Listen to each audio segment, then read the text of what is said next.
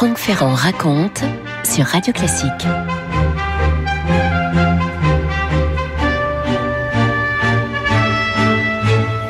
Après Belfast, Derry est la deuxième ville d'Irlande du Nord. Il faut l'imaginer avec son fleuve, ses façades de briques, son célèbre hôtel de ville en grès rouge, le Guildhall, qui va jouer un certain rôle dans cette histoire. Derry, en ce 30 janvier 1972, il y a donc 50 ans, Derry en Ulster, en Irlande du Nord, est une véritable poudrière. C'est un bastion des républicains irlandais, pour la plupart catholiques, qui veulent que l'Irlande du Nord quitte le Royaume-Uni et se réunifie à l'Irlande avec le reste, avec la République irlandaise. 4 ans plus tôt, en 1968, des émeutes ont éclaté. Les républicains de Derry ont même dressé des barricades tout autour du quartier catholique de Bogside, un quartier devenu une zone autonome où l'armée britannique et la police de l'Ulster ne sont évidemment pas les bienvenus. Et sur les murs, il y a toutes sortes de slogans. Vous pouvez lire « Vous n'entrerez pas dans Derry libre » ou encore « Les Brits dehors, Brits out » partout. On se rappelle d'ailleurs ces photos et ces images que nous donnait la télévision de l'époque en 1972. Eh bien, c'est justement dans ces quartiers catholiques que des manifestants sont en train de se rassembler en cet après-midi du 30 janvier. Et à leur tête, il y a un jeune homme. Il s'appelle Ivan Cooper. Il a 28 ans. Il est député social-démocrate de Derry, où il a grandi. Son profil est intéressant parce qu'il est issu d'une famille protestante, figurez-vous. Seulement, il est devenu peu à peu un défenseur des catholiques nord-irlandais. Il estime que ces gens-là sont discriminés et, par ailleurs, il milite pour l'association nord-irlandaise des droits civiques, qui s'appelle la NICRA. Alexandra McLennan, dans son Histoire de l'Irlande, qui est parue chez Talandier l'année dernière, Alexandra McLennan explique, je cite, « Non confessionnelle et non violente, la NICRA défend les droits de l'individu, la liberté d'expression, l'égalité face au vote, sous-entendu égalité entre catholiques et protestants bien sûr, la fin des révisions des circonscriptions, la fin des discriminations dans l'attribution des logements sociaux et le démantèlement des B-Specials, ces forces spéciales de la police nord-irlandaise composées exclusivement de protestants. » Et en plus de ça, Ivan Cooper est favorable au rapprochement entre l'Irlande du Nord et la République d'Irlande, un rapprochement qu'il voudrait pacifique. Bref, ce jeune député se situe à un point d'équilibre quasiment intenable entre les républicains radicaux et les unionistes qui, eux, veulent rester bien sûr dans le Royaume-Uni. Il défend ses idées et c'est Ivan Cooper qui a organisé cette manifestation. Franck Ferrand sur Radio Classique.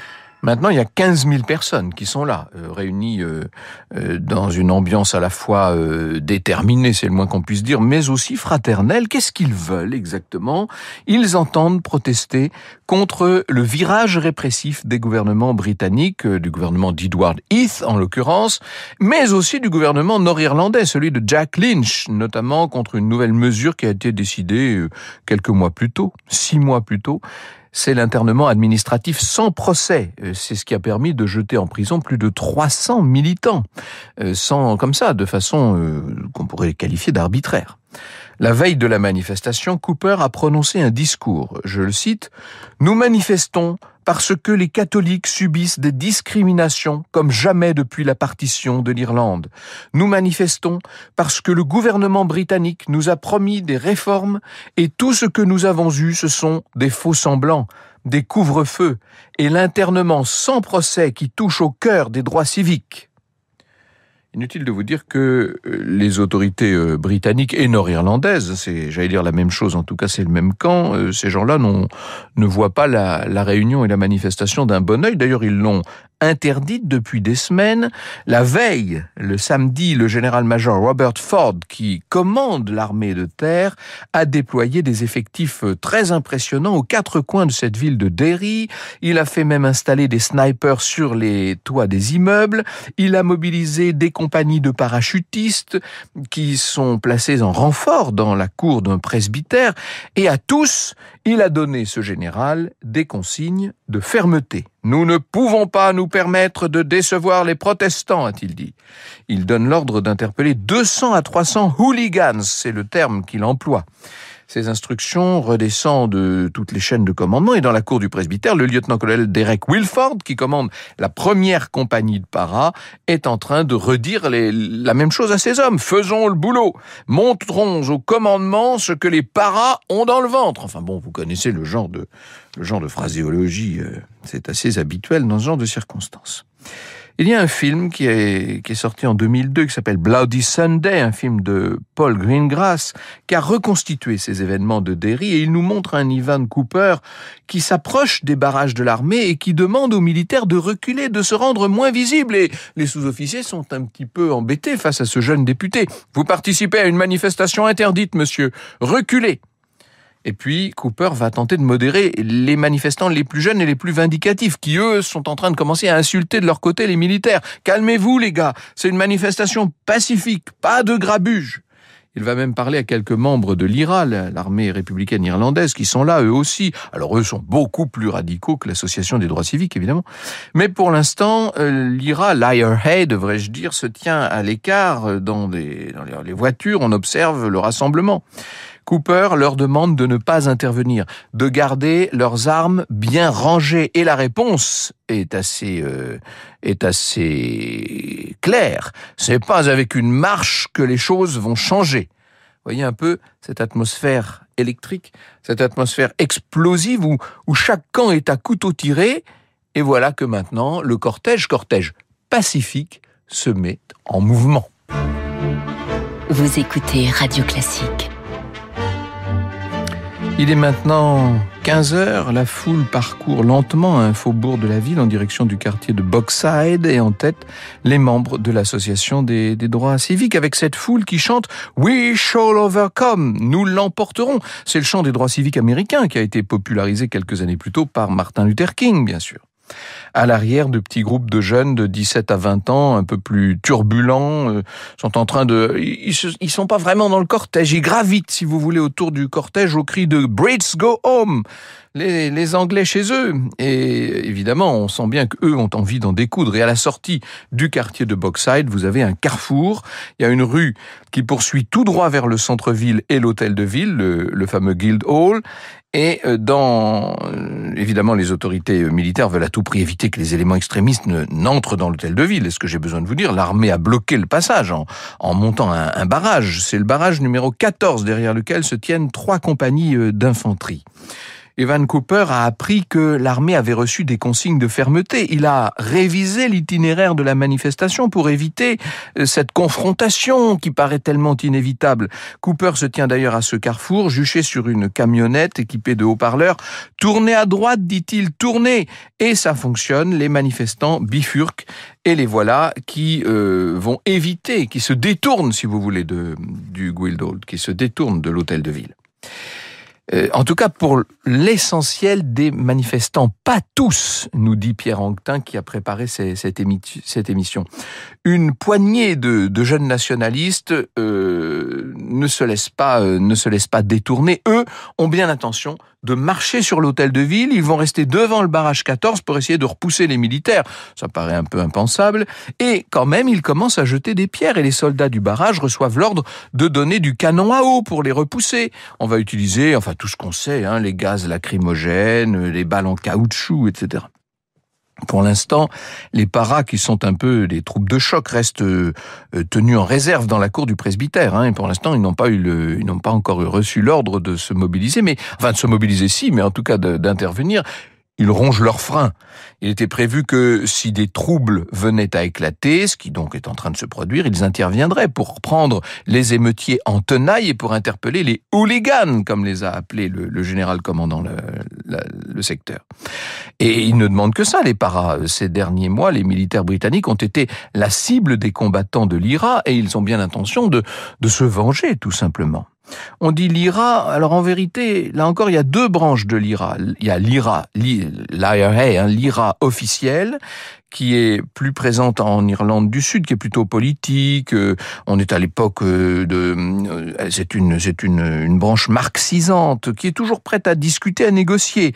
Elle n'est pas assez radicale aux yeux d'un certain nombre de nationalistes d'Irlande du Nord qui, eux, ont créé une deuxième organisation armée qui s'appelle l'IRA provisoire, en référence au gouvernement provisoire de 1922, et c'est cet IRA provisoire qui veut en découdre avec des membres, les provos, qui ont fait le choix de la lutte armée contre les Britanniques. Et puis depuis 6 mois, disons-le, c'est l'escalade.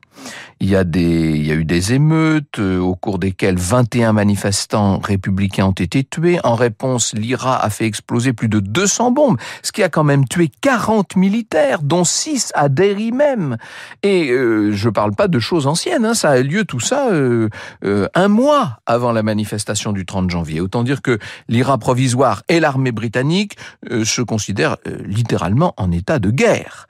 Je vous dis ça pour comprendre l'état d'esprit de ces paras qui attendent, qui sont là à ronger leurs freins pendant plus d'1 heure dans la cour du presbytère. Le lieutenant-colonel Wilford, qui commande cette première compagnie de paras, demande par radio l'autorisation d'intervenir. Et ils en peuvent plus, on demande ça au QG. Et la réponse du QG revient constamment, négatif, négatif, négatif. Situation explosive, mais dont on peut dire donc qu'elle est encore sous contrôle. D'ailleurs, Ivan Cooper est maintenant arrivé au point de dispersion de la manifestation. Sur la fourgonnette de l'association, il va prononcer un petit discours. « Mes amis, nous avons fait cette longue marche ensemble aujourd'hui. Pour Derry, c'est un jour difficile mais glorieux. Dans cette confusion, n'oublions pas que nous faisons face à un choix de société. Nous avons le choix entre la violence et la non-violence. » Et il invoque les grands non-violents, et Gandhi, Martin Luther King. La journée, de son point de vue, est presque finie. Oui, sauf qu'à plusieurs centaines de mètres de là, à l'arrière du cortège, face au barrage, la tension, elle, est à son comble. Et soudain, il fallait s'y attendre, des coups de feu éclatent dans la confusion. Personne n'est en mesure d'identifier l'origine de ces coups de feu. Est-ce que ce sont des tireurs d'élite? Est-ce que ce sont des provocateurs de l'armée, donc, ou des provocateurs de l'IRA? En tout cas, 2 manifestants sont touchés et les voilà déjà étendus sur la chaussée. Ils sont les premiers blessés. Le plus âgé des 2, c'est John Johnson. Il a 59 ans. Il mourra 4 mois plus tard. Ses premiers tirs, est-ce que j'ai besoin de vous le dire? C'est toujours la même chose dans le cas des émeutes. Ça provoque une sorte d'onde de choc et ça libère la colère. À 16h05, le lieutenant-colonel Derek Wilford, commandant de la première compagnie de paras, va lui-même prendre l'initiative de passer à l'offensive. Vous m'avez bien entendu.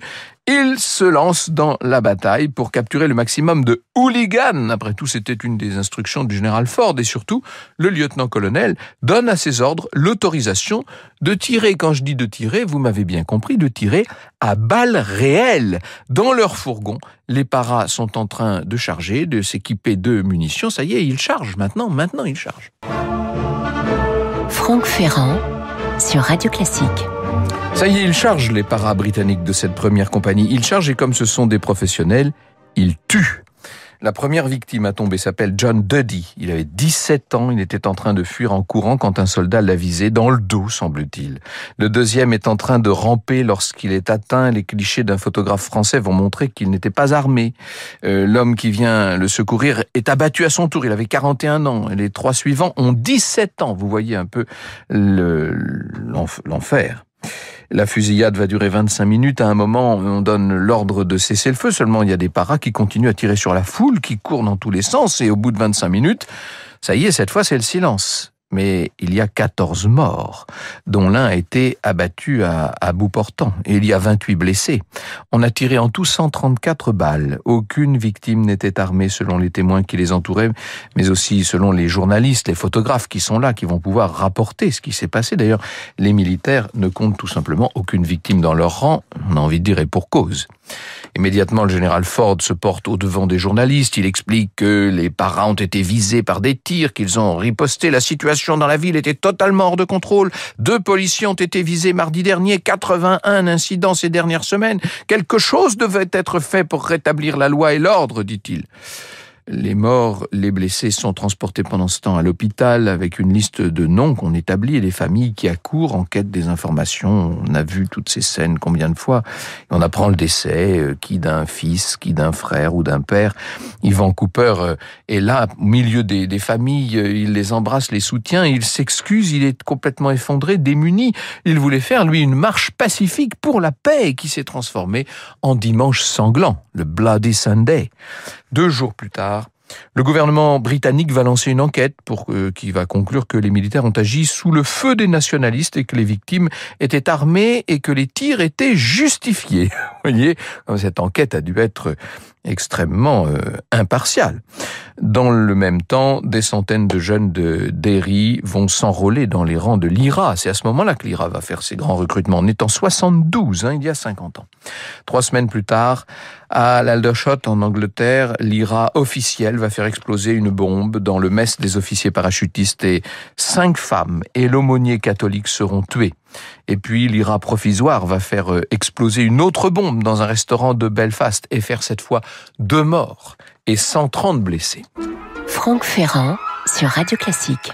À la fin du mois de mars 1972, le Premier ministre britannique Edward Heath allège les mesures d'internement, reprend la main sur le gouvernement d'Irlande du Nord, vous allez me dire il était temps, et écarte les unionistes les plus durs, mais c'est trop tard, la guerre civile a repris maintenant en Irlande du Nord et elle va durer 20 ans, vous le savez, jusqu'à l'ouverture des pourparlers dans les années 90 avec les fameux accords du Vendredi Saint en 1998.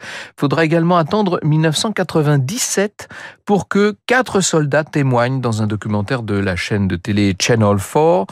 Ils reconnaissent, ces militaires, que l'armée a tiré aveuglément sur la foule. Le Premier ministre Tony Blair a rouvert l'enquête après l'audition de 900 témoins. Les conclusions du rapport Saville ont été rendues 12 ans plus tard. C'était en 2010. Et je cite une phrase terrible de ce rapport. « Aucun militaire ne se trouvait en état de légitime défense. Ils ont tiré sur des innocents sans sommation ni avertissement. » Innocent, c'est le mot précisément qu'attendaient toutes ces familles, les familles des 14 victimes de ce Bloody Sunday. Vous écoutez Radio Classique.